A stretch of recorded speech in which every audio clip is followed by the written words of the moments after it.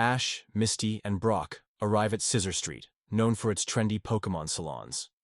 While passing through, Brock excitedly suggests they visit a famous salon run by a renowned Pokémon stylist named Susie, whose philosophy centers on natural beauty and strong bonds between trainers and their Pokémon. At Susie's salon, Brock gushes over her work, admitting he's a huge fan.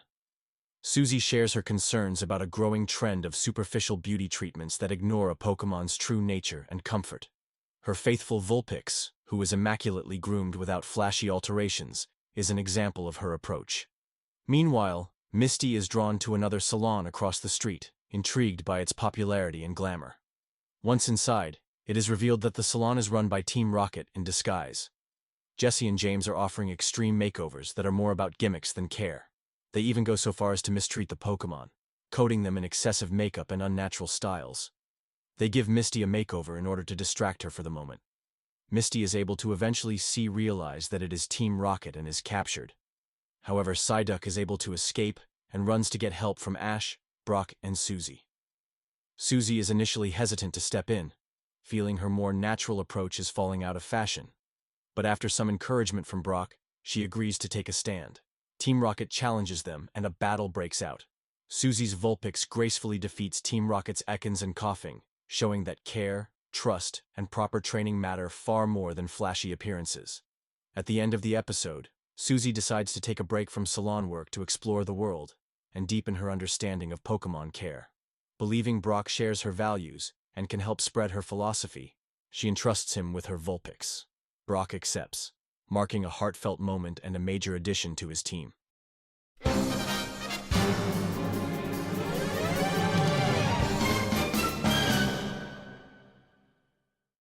As Ash and friends continue their journey, they pass through a mountain area and spot a Hitmonchan shadowboxing by the roadside. Ash tries to catch it, but Pikachu struggles against the fighting-type Pokémon. During the battle, Hitmonchan's trainer Anthony appears and coaches Hitmonchan into a quick victory over Pikachu. After Pikachu is defeated by Hitmonchan, Anthony invites them to the fighting-type tournament he's preparing for, the P1 Grand Prix. At the fighting tournament, only fighting-type Pokémon are allowed, so Ash decides to enter with his Primeape, even though it's still unruly and barely listens to him. Meanwhile, Anthony is fixated on winning the competition, causing tension with his daughter Rebecca, who wants him to come home. Team Rocket also enters the tournament, having stolen a Hitmonlee from another trainer. They disguise themselves to compete, aiming to win the championship and steal Pokémon. As the tournament begins, Ash and Primeape manage to win their first matches, though Primeape still causes chaos in the ring and refuses to follow commands. Despite this, Ash persists, and over time, Primeape begins to respond to him and show more discipline. Meanwhile, Team Rocket's Hitmonlee is able to defeat Anthony's Hitmonchan due to cheating and gluing Hitmonchan to the mat. Despite this, Anthony still accepts defeat and reconciles with Rebecca. During the finals, Ash and Primeape face Team Rocket's Hitmonlee, which is being unfairly boosted through cheating methods. However, Primeape manages to overcome the odds and hit a massive seismic toss, defeating Hitmonlee and winning the championship belt. Anthony is so impressed by Primeape's growth and potential that he offers to train it to become a true fighting-type champion. Recognizing this as a great opportunity for Primeape, Ash agrees to leave Primeape in Anthony's care, saying goodbye and wishing it the best. The episode ends with Ash moving forward on his journey, hopeful for Primeape's future.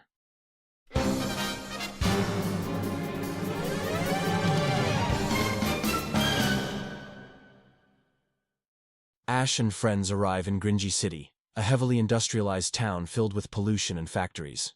They stop by the local Pokémon Center where Nurse Joy informs them that the city is suffering frequent power outages due to strain on the power plant.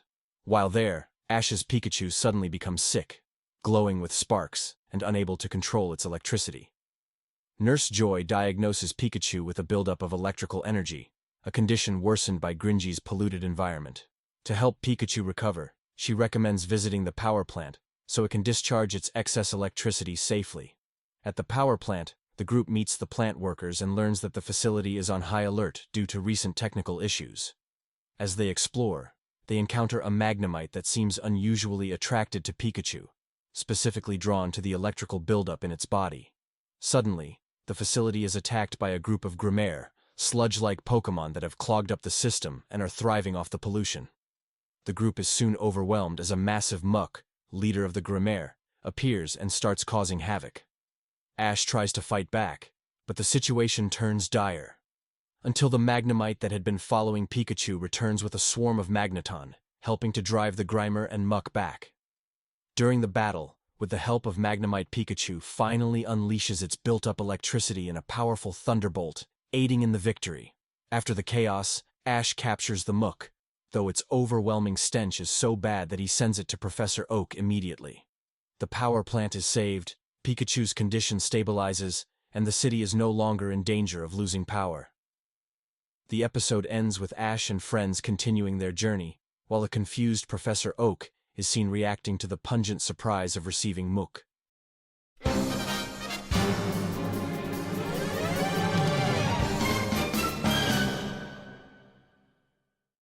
Ash, Misty, and Brock arrive at a construction site near a mountain pass, where workers are attempting to build a new Pokémon League highway tunnel. However, their progress is being constantly sabotaged by a group of mischievous Diglett, who pop up and cause landslides, making it impossible for the work to continue. The construction team has put out a call for Pokémon trainers to help remove the Diglett. When Ash hears that elite trainers are being summoned, he's eager to help. Upon arrival, he finds a large group of trainers gathered, including Gary Oak, who is quick to mock Ash as usual.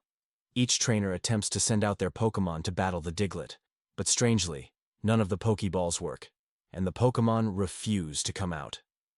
It's soon revealed that the Pokémon are sympathetic to the Diglett, sensing they're not evil or dangerous. Pikachu and the others simply don't want to fight them. Confused, Ash and the others look into the situation and discover that the Diglett are protecting the local environment, which includes a beautiful, untouched valley. The Diglett and their evolved form, Dugtrio, work in harmony with nature, helping grow plants and maintain balance in the ecosystem. Meanwhile, Team Rocket arrives and shows off their newly evolved Pokémon, Arbok and Weezing. When Team Rocket try to dig underground to attack Ash and friends, the Diglett defeat them with ease, and Dugtrio ends up launching Team Rocket into the sky. Ash and the others realize that building the tunnel would destroy the Diglett's home and disrupt the natural environment. The construction workers agree to cancel the tunnel project, inspired by the trainer's defense of the Pokémon and the beauty of the valley. That wraps up this video. Which scene was your favorite? Vulpix's debut, Primeape's championship, Pikachu's electrical overload, or the Diglett mystery? Let me know in the comments below. Click the playlist below for more amazing adventures with Ash and friends. Be sure to hit the like button, subscribe, and turn on notifications so you don't miss the next adventure.